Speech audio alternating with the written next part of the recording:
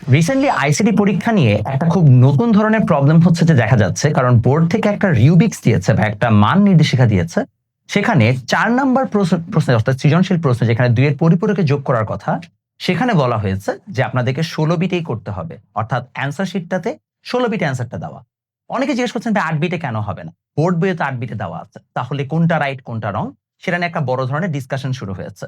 আসলে কোনটা সঠিক কোনটা মানে ভুল সেটা যে আমি আলোচনা করব ভিডিওতে। ভিডিওটা আপনারা চাইলে দেখতে পারেন এবং আপনাদের যাদের যত কনফিউশন আছে সেটা আপনারা এখান থেকে ফিক্স করে ফেলতে পারেন। প্রথমত, আপনারা যারা বলছেন যে হচ্ছে যে ৮ বিটে হবে তারা নেহাতই বোকা মানুষজন। এবং আমার খুব কষ্ট লাগছে। আমি আসলে আমার স্টুডেন্টদেরকে বলি নাই। আমার কিছু স্টুডেন্ট আমাকে নক করে বলছে, "ভাই আমি তো ৮ বিটে করে দিয়ে আসছি।" থাপড়ানো উচিত তোমাদেরকে। ১০০ বার ক্লাসে করানো হইছে যে এটা কোনোভাবেই হচ্ছে ৮ বিটে হবে না। এবং তোমাদের যদি বিশ্বাস না হয় যে আসলে আমি এটা এভাবে পড়িয়েছি কিনা, আমার ২৬ ব্যাচে আমার অনলাইন অফলাইন মিলে প্রায় ১৫০০ থেকে ২০০০ মতো স্টুডেন্ট আমার কাছ থেকে পেইড ব্যাচ থেকে পরীক্ষা দিয়েছে। সো আমার তাদের স্লাইডটা আছে। আমি যে তাদেরকে পড়াইছি সেই স্লাইডটা আমার কাছে আছে। আমি সেই স্লাইডটা সহ দেখাবো, ডোন্ট ওয়ারি। বাট তার আগে একটু হচ্ছে যে আগে বুঝাই নিই যে কেন হচ্ছে যে আমাদের ১৬ বিটই হইতে হবে, কেন ৮ বিট হইতে পারবে না। যেকোনো ২ এর পরিপূরকের যখন যোগ করতে বলা হয় এবং কিছু মানুষজনের গতকালকে স্ট্যাটাস দেখে আমি কয়েকটা জিনিস বুঝছি। আইসিটি না টিচার ঠিকমতো পড়াইতে পারে না স্টুডেন্ট ঠিকমতো বুঝে। আর মাশাআল্লাহ একটা বোর্ড বই লিখছেন, খুবই সুন্দর বই। এত চমৎকার একটা বই লিখছেন, এই বইটা না লিখলে খুব ভালো হইতো। এর থেকে আগেই ভালো ছিল। খামাখা বইও ভুলভাল লিখে বসে থাকেন। এই যে ৩ টা মানে কম্বিনেশন, চমৎকার কম্বিনেশন। ১ম কথা হচ্ছে যে যদি বলা হয় যোগের মাধ্যমে দেখাও, তাহলে খুবই সিম্পল হিসাব মানে বুঝাই যাচ্ছে যে এটা আসলে আপনাকে ২ এর পরিপূরকের মাধ্যমে দেখাইতে হবে। ১ম কাহিনী। সেকেন্ড, যখন আপনি ২ এর পরিপূরকের মাধ্যমে যাবেন, অর্থাৎ আপনি একটা টুয়াইস কমপ্লিমেন্ট ফরম্যাটে যাবেন, আপনাকে এটা ৮ বিট নাহলে 16 বিট ফরম্যাটে যাইতে হবে। আরো বিট আছে বাট আমাদের লেভেলে ৮ আর 16 বিটের মধ্যেই থাকে। ৩ নাম্বার বিষয়, কখন 16 বিট আর কখন ৮ বিট হয়? এটা খুব সিম্পল একটা নিয়ম হচ্ছে, যদি আপনার হিসাব নিকাশে কোনো জায়গায় -১২৮ থেকে +১২৭ পর্যন্ত থাকে, এই রেঞ্জের মধ্যে থাকলেই কেবল আপনি সেটা ৮ বিটে করতে পারবেন। এবং এই রেঞ্জের মধ্যে আপনার ইনপুট আউটপুট দুটোই হতে হবে। অর্থাৎ যাদেরকে যোগ করছেন এবং যে যোগফল দুটোই আপনার অবশ্যই এই রেঞ্জের মধ্যে হতে হবে। আপনার যদি কোনো একটা এই রেঞ্জের মধ্যে না থাকে তাহলে আপনি কোনোভাবে ৮ বিটে করতে পারবেন না, আপনাকে ১৬ বিটে যেতে হবে। এটা সিম্পল একটা হিসাব। এবং এটা কোথা থেকে আসছে? এই সিম্পল হিসাব আপনি দেখেন 2 টু দি পাওয়ার আমরা জানি হচ্ছে ৮ মানে ২৫৬ টা ইউনিক সংখ্যা গঠন করা সম্ভব ৮ বিট দ্বারা। তাহলে ৮ বিট দ্বারা যদি আমরা ২৫৬ টা ইউনিক নাম্বার গঠন করতে পারি, এই ২৫৬ টার মধ্যে এখন আমরা ইকুয়াল ২ সাইডে ভাগ করে ফেললাম। তাহলে -১২৮ +১২৮ বাট এর মধ্যে একটা তো 0 তে দিতে হবে, তাই না? 0 তো একটা সংখ্যা। ওই 0 সংখ্যাটার জন্য আমরা প্লাস থেকে একটা সংখ্যা হচ্ছে 0 তে অ্যাসাইন করি। কারণ 0 এর বিটটা হচ্ছে এমন। এবং আমরা জানি সাধারণত সাইন বিট হচ্ছে যে প্রথমটা 0 হইলে প্লাস হয়। এইজন্য যেহেতু প্লাসের মধ্যে একটা সংখ্যা 0 তে চলে যাচ্ছে তাই এখানে +১২৭ পর্যন্ত হিসাব হবে। -১২৮ থেকে +১২৭ সিম্পল হিসাব।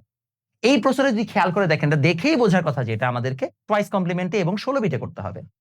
4a যদি আমরা এটাকে ভাঙাই তাহলে 4 এর জন্য 0100, a এর জন্য 1010। আচ্ছা ফাইন। তাহলে এটা 7 বিটে হয়ে গেল। এখন এখানে দেখেন ১, ২, ৩, ৪, ৫, ৬, ৭, ৮ ৮টা বিট।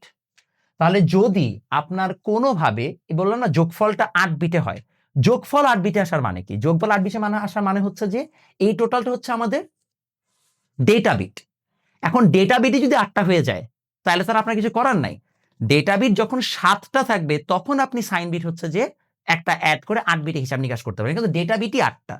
যদি ডেটা বিট কোনোভাবে ৭ বিটের বেশি হয়ে যায় তাহলে আপনাকে অবশ্যই ১৬ বিটে যেতে হবে। পুরো হিসাব নিকাশ অবশ্যই ১৬ বিটে করতে হবে। উইয়ার্ড কথা এইটা না। উইয়ার্ড কথা হচ্ছে যে এই প্রশ্ন নট দ্যা ফার্স্ট টাইম আসছে। ২৩, ২৪, ২৫ ৩ বছরই তো এরকম প্রশ্ন আসছে। মানে ১৬ বিটে যে করতে হবে এটা তো আজকে ফার্স্ট টাইম না। এটা তো ২৩, ২৪, ২৫ এও দেখা যাচ্ছে।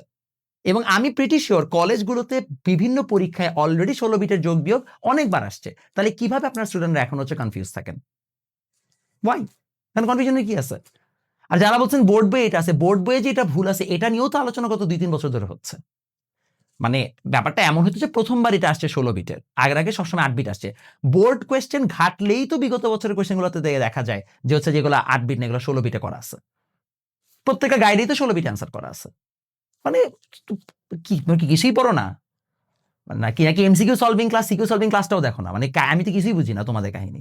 মানে সিকিউ সলভিং ক্লাসে তো এগুলো করানোই হয়। যদি এমন হইতো যেটা করানো হয় নাই, এটা প্রিভিয়াস বোর্ডের কোয়েশ্চেনের আদলে কোনো কোয়েশ্চেন না, তাইলেও কথা ছিল। এর থেকে কঠিন কোয়েশ্চেন তো অলরেডি বোর্ডে আসছে ২৩, ২৪, ২৫ এ। কি করছো? উদ্ভট কথাবার্তা। যুক্তি দিচ্ছে একেকজন, না ৮ বিটে দিতে হবে। জোর জবরদস্তি নাকি?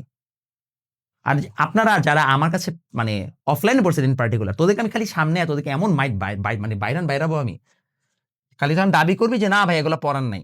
এই জন্য আমি প্রমাণ ছাড়া কথা বলি না। আসলে জগতে কাউকে বিশ্বাস করা যাবে না প্রমাণ ছাড়া। জগতে একটা সিঙ্গেল মানুষ হচ্ছে যে আপনার সাথে ভালো ব্যবহার করবে না।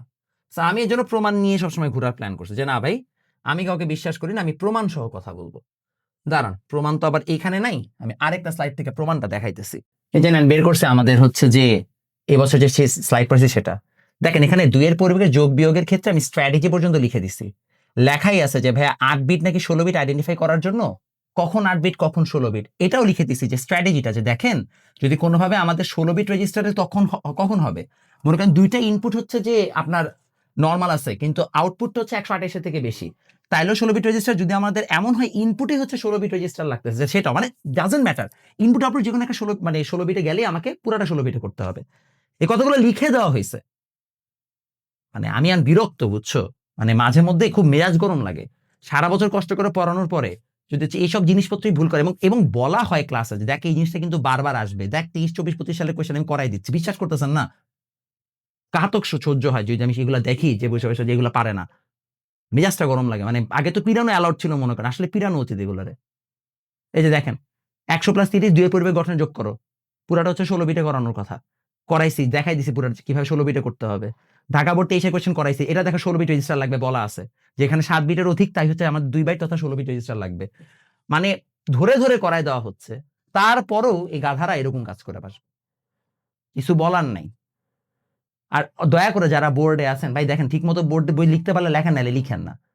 এই যে আপনাদের জন্য যত ধরনের কনফিউশন জাগে, কেন আপনারা হচ্ছে যে বোর্ডের এই জিনিসটাকে এখনো ফিক্স করতে পারবেন না? অদ্ভুত একটা বই লিখে রাখছে, বই কোনো ছিরি নাই কিছু নাই, অযথা এই জিনিসগুলো করে খামাখা স্টুডেন্টদেরকে আপনারা ঝামেলা পাকান।